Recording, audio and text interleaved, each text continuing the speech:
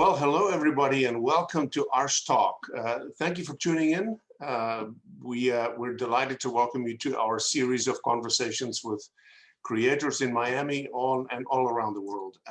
I'm Johann Zietsman. I'm the president and CEO of Arsht Center, and I'm really delighted today about the guest I'm going to introduce to you. He's an innovator and a creator of groundbreaking events around the world, and there's going to be a world premiere soon, and we'll tell you about that today. His company, Princeton Entertainment, produced Andrea Bocelli's very first concert in the United States, as well as their first North American tour, which is still one of the highest grossing in history. He conceived and toured Pokemon, the Symphonic Evolution, a groundbreaking live multimedia experience that paired the hugely popular franchise with a full orchestra for the very first time. And his company also created the magnificent America's Wonders, which gave audiences a chance to see LED 3D images of America's national parks, all set to a live orchestra. Spoiler alert, we're going to hear about LED 3D again soon in this discussion. Closer to home, he's been a partner of the Arsht Center for well over a decade and helped us to bring big stars like Harry Connick Jr.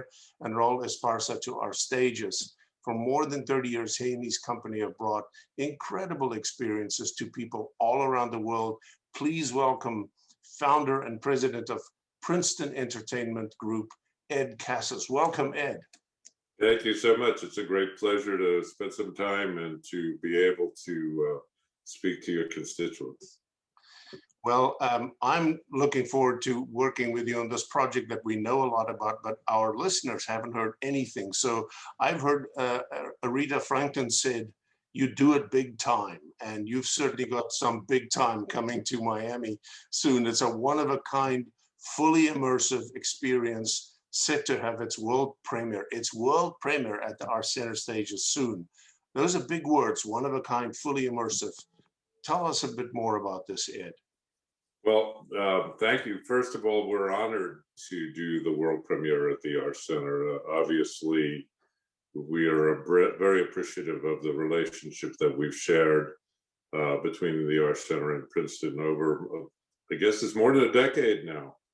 And when we were thinking of where we wanted to take Lasting Impressions, which is our new production, for its premiere, Miami stuck out, particularly because of the Arsht Center, but it's a combination of how important art is to the city of Miami and our respect for the center and its great work. So we're just thrilled to get there. Sunday, we come in to start setup, so it's coming. You know, what's exciting for us, Ed, is hosting a world premiere of a new production has its problems and its challenges, of course, but it also means that nobody's seen it before. We don't quite know what we're getting. Normally, when we, as presenters, just bring something in, we know exactly what it looks like before it shows up. So we're all kind of excited to see all this stuff that you've talked about before. And again, you said you brought it to Miami because of dynamics here. What is that, the sort of multicultural diversity of Miami? Is it its appreciation of fine art? What is it about Miami that made you come here? Both of those are high on the list. It's Art Basel. It's my son goes to the University of Miami, so we have a great appreciation for your higher education. As I said, we have a tremendous warm feeling towards the center itself. And we believe that Miami is a great city to do something new and groundbreaking because the city has always been in that position. Since Miami's rebirth, it leads the way.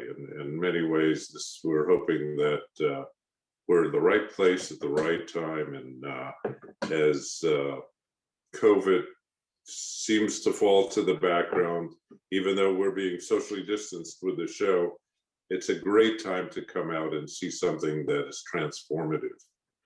So, well, in this thing, as people get to hear more and more about the show, what I and we really like about the show, it's a perfect fit for this moment where we're beginning to bring audiences back to live experiences but safely. And you combine those two things perfectly in a really, really special way. I mean, you're literally bringing the audiences onto our 18,000 square foot stage on the Ziff Ballet Opera House, right? I mean, tell us about the installation. It's really a great opportunity for our audiences to see the Arsht Center in a way that normally is absolutely impossible. Instead of looking at the stage, you're standing on the stage, and we'll be sitting on the stage viewing the show. So it's a backstage view of everything that is usually kept to the stars and to the performers, but now will belong to the audience. So we're really excited about that. And one of the great things you all did when you built the Arsht Center is create this massive stage that can hold something as big as lasting impressions on the stage to give us this opportunity too. So tell us a little bit more about the scope and the special technology of this particular installation. So thank you. I'd love to. We had created a production called America's Wonders that you mentioned before, which is spectacular scenery of 27 national parks and 11 exciting cities in the United States. And it's a celebration of those places, all shown on a giant 3D LED screen. So they come to life in a way that you could never see them otherwise. And it got such enormous critical acclaim, positive critical acclaim, and audience appreciation that when we had to take it down because of COVID and orchestras couldn't perform anymore, we had these screens, and I started thinking there must be another way we can do this and make it and use these screens to continue building this 3D technology for audiences. And the Van Gogh was in Paris, and I think had just left Paris and gone to Toronto and was beginning to get huge success. And I said, I love Van Gogh, but what about Monet, Renoir, Cézanne, all the rest of these great paintings and artists that have created these masterpieces? Let's put them all into a show. And instead of just, even though the Van Gogh is brilliant, it's projections onto walls and surfaces. In lasting impressions, the 3D images come off of giant screens, and I mean 50 feet by 25 feet, huge screens on the sides of you, so that you meld into the painting. You actually feel like you're floating down the stream with the lily pads in the Monet paintings, and you actually feel like in the Van Gogh Starry Nights that you're up in the sky. The stars, you're not looking out at the stars, they're over your head. The Degas dancers will surround you as you sit there, not looking at them, but you become a part of the painting.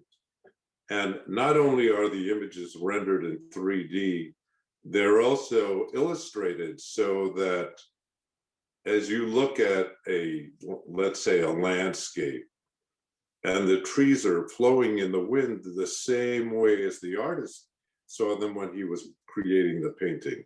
So it's not a set picture in time, it's that picture in time brought back to life. And this is the only exhibit of its kind anywhere in the world. You've got me really excited now. I love that description. Thank you for that. I mean, clearly the differentiator between lasting impressions, which we'll have at the Arsht, and some of the others we've seen around, is firstly, it's not 2D. It's not just a projection onto a screen. You're not looking at a movie. This is LEDs, so the screens are alive with saturated color, and the 3D technology, which you and your partners have developed, as you said, pulls you into and behind images. And that is a very different experience from just looking at a projected image. Absolutely right. It took us 3 years to develop the technology that we're using for lasting impressions. We developed it with a company called 3D Live in Los Angeles for America's Wonders, and we've adopted it again now for lasting impressions. These screens that you see are the only ones of the kind in the world. So you said 50 feet by 25 feet, 3 of them around you. The main screen is 50 feet by 25, and then there's 2 screens on the side that will give you the original images but in 3D to refer back to, so that you're literally surrounded by the art and the people within the paintings or the subject matter of the paintings in a way that's never been done before.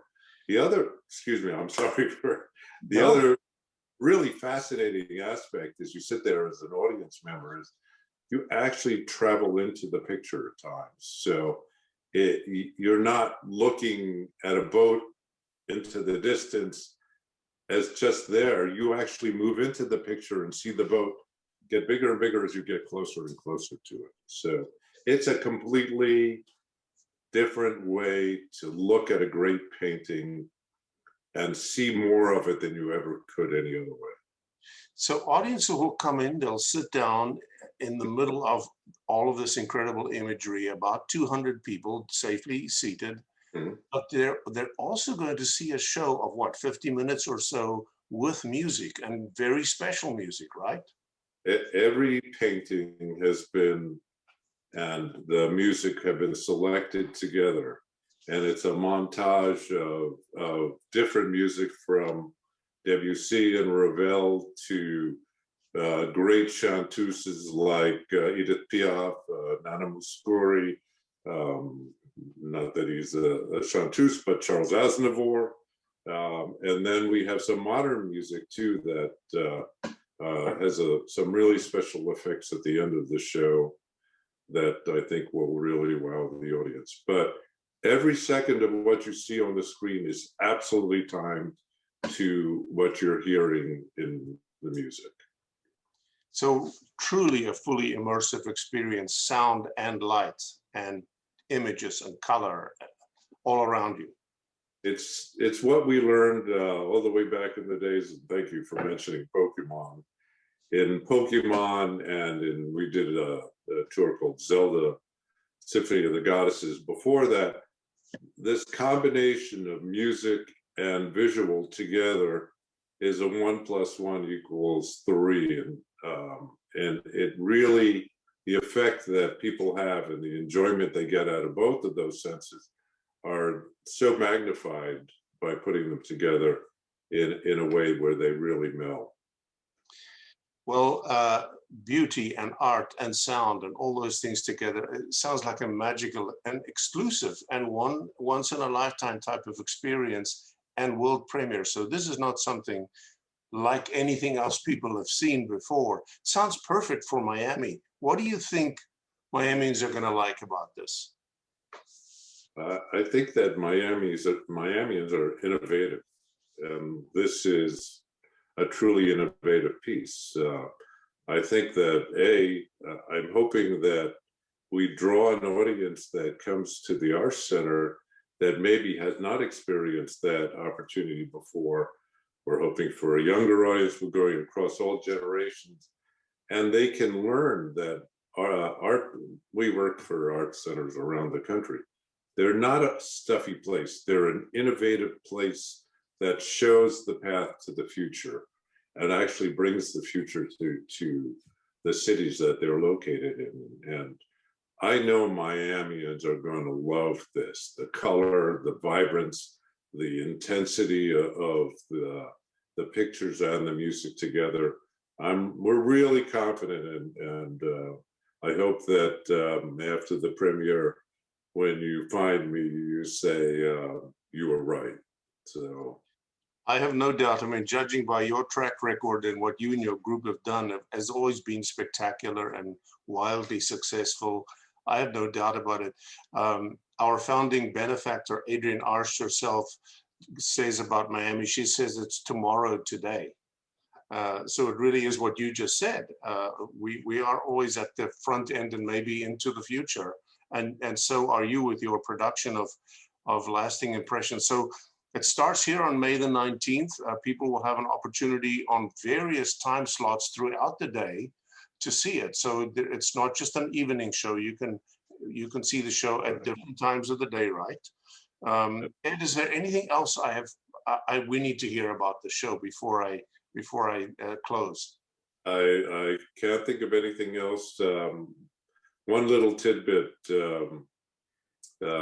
Sophie Renoir, the great granddaughter of the great artist Renoir, said to us, she's going to do a little introduction to the show that you'll hear each evening or each performance. And she said to us, if my great grandfather was alive today, I think he would love to use this medium to work in. So perhaps what we're doing is we're giving great art an opportunity to come to the 21st century in a new way. And we're just thrilled to do it with you and with the center. I'm so glad you shared that. That's a beautiful image of an artist feeling, somewhat connected to what we're doing today with somebody's art of a long time ago. Thank you, Ed. And again, we're excited. We can't wait to see Lasting Impressions opening at the Arsht on May the 19th. It runs for a month, so people will have a lot of time to see it, but access will be limited. So don't wait too long to get your ticket. You can go online at arshcenter.org and book one of the sessions. We'd love to see you there and come and enjoy this world premiere of Lasting Impressions. Thank you, Ed Kasses, for spending time with us today. And thank you to your great staff as well. They're just a tremendous team to work with, so we thank you all. Look forward to seeing you. It's good to hear. Thank you. Cheers. Bye-bye.